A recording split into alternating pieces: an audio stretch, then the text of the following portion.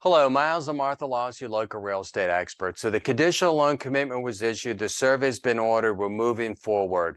What the lender is going to do next is they're going to clear conditions. On the conditional loan commitment, there's a list of items that need to be provided that go to the underwriter. They're called conditions. So they'll get that list together, put the file into underwriting. Then underwriting will issue a final loan commitment. That's the clear to close. When we receive that, that triggers a certain disclosure requirement, and the buyer needs to be sent a certain disclosure at least 3 days before closing. So I'll be on the phone with the lender making sure they send that, because lenders do forget, and if that's not signed, that will delay the closing. Now we have two settlement statements, one for the buyer, one for the seller.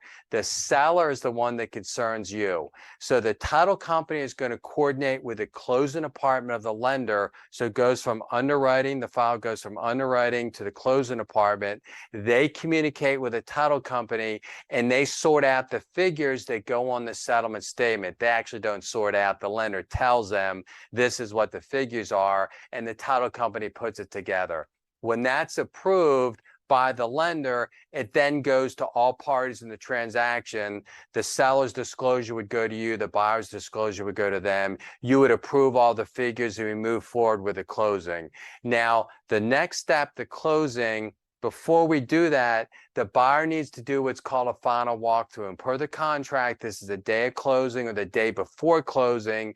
And again, per the contract, the seller is responsible to keep utilities on for the final walkthrough, so they can check lights, make sure the AC works, etc. But you need to have the water, power, and gas, if you have it, on at the property. You want to schedule shut off for the day after closing.